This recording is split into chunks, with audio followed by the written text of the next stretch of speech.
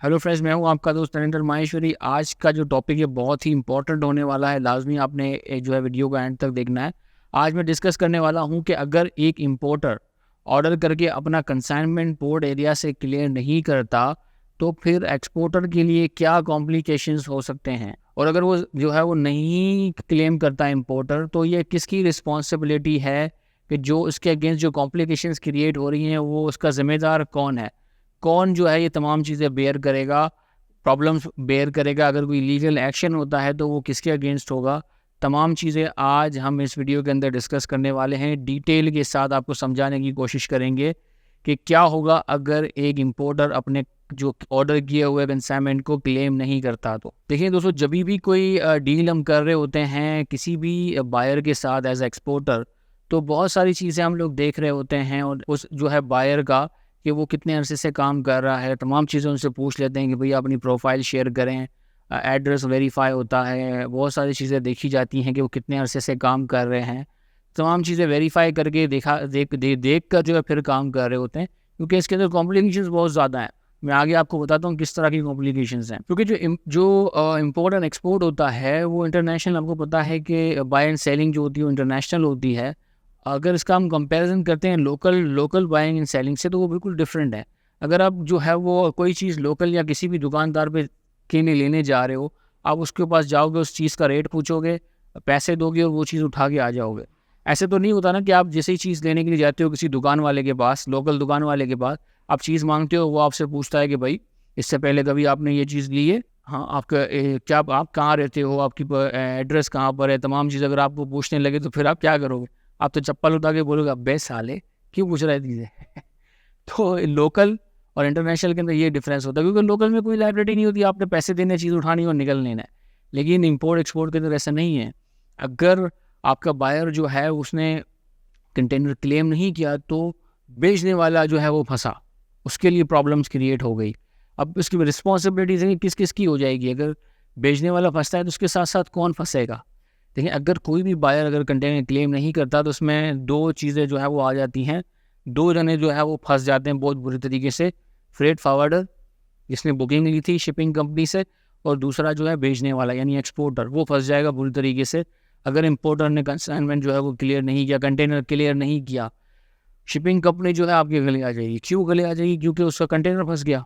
अब उसने जो है वो शिपिंग कंपनी ने कंटेनर आपको दिया है ना, वो रेंट पे दिया है, समझो आप इस्तेमाल करने के लिए दिया है।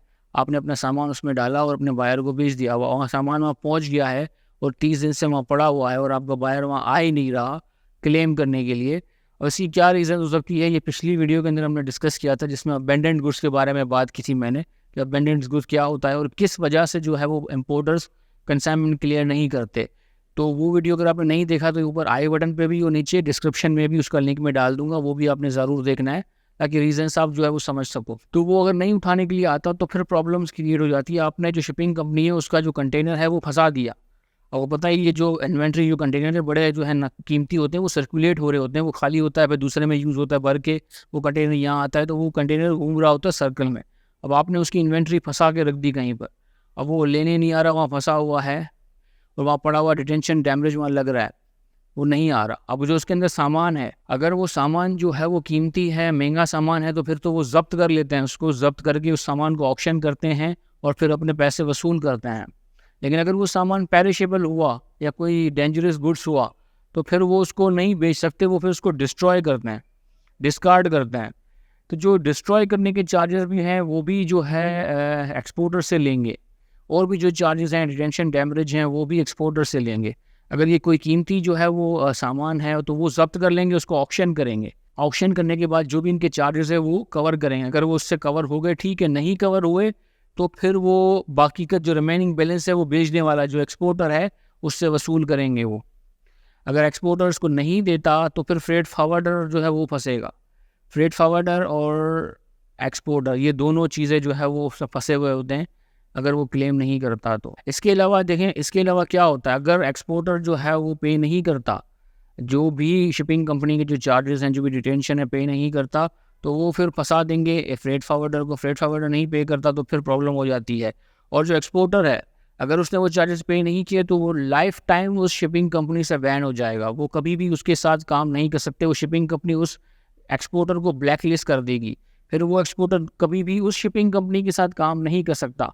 और कभी अगर गलती से भूल कर भी जो है वो 10-15 साल बाद दोबारा उस शिपिंग कंपनी के पास गया और फिर काम करने लगा, वो भूल गया कि भाई कभी इस तरह का मसला भी हुआ था और ये चार्जेस भी थे। कभी भी अगर गलती से भी उनके पास चले गए, वो स्टार्टिंग में कुछ भी नहीं कहेंगे आपको।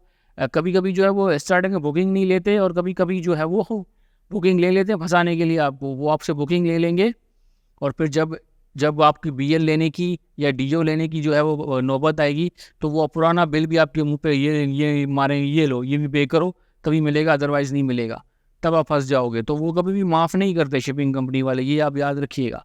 कभी भी और उनके सिस्टम के अंदर आपकी इनवॉइस चढ़ी हुई है, कभी भी आपको जो है वो कर देंगे। और इसके अलावा वो लीगल एक्शन भी ले सकते हैं, बहुत सारी चीज़ें हो सकती हैं। तो ये कॉम्प्लिकेशंस होती हैं। तभी जब भी इम्पोर्ट एंड एक्सपोर्ट के अंदर जब भी डील कर रहे होते हैं तो तमाम चीज़ें देखने की होती हैं। और कभी कभार जो शिपिंग कंपनी है बुकिंग जो है वो लेते वक्त भी पूछती है कि भाई आप पुरानी BLA दिखाओ। उसकी पीछे की रीज़न यही होती है कि वो देखना चाह रहे हैं भाई पुरानी कंपनी है कि नहीं। पुरानी कंपनी है तो फिर इजीली वो जो है वो बुकिंग दे देते हैं। नई कंपनी के लिए बहुत प्रॉब्लम क्रिएट करते हैं, वो नहीं देते। फिर लोग NVOCC से जो है वो ले रहे होते हैं। उस तरह की चीज़ें जो है ट्रेड के अंदर होती हैं। अब इसको कैसे सॉल्व करना है, कैसे चीज़ें करना है, अब ये टॉपिक मज़ीद और चलने वाला है। नेक्स्ट वीडियो के अंदर डिटेल के अंदर मज़ीद और इसको लेके आगे चलेंगे, बात करेंगे। इसको सेव कैसे करना है, जब बायर आपका प्रोडक्ट एक्सेप्ट नहीं कर रहा हो तो फिर कैसे डील करें, किस तरह की चीज़ें होंगी, तमाम डिटेल आपके साथ शेयर करेंगे। अपना बहुत बहुत ख्याल रखिएगा और हमारे चैनल को सब्सक्राइब करना ना भूलें। इस वीडियो को अच्छी लगी हो तो कमेंट्स में ज़रूर मुझे बताएं। अपना बहुत बहुत ख्याल रखिएगा। अल्लाह हाफ़िज़।